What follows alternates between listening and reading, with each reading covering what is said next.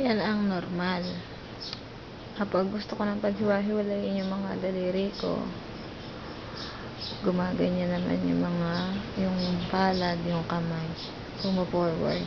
Hindi siya mai-diretso ng ganito. Na dapat, pag pinaghiwa-hiwalay, nakadiretso pa rin ganito.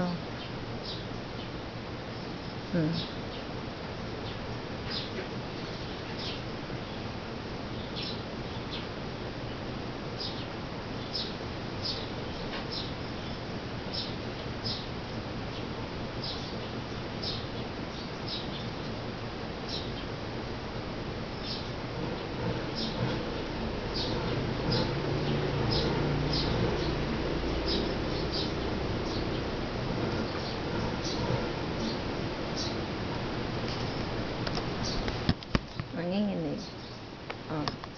Ito ang normal na kamay. Diba? Pag gusto ng paghiwalayin, nakaganyan pa din. Kaya pang daling sa likod hiwalay pa.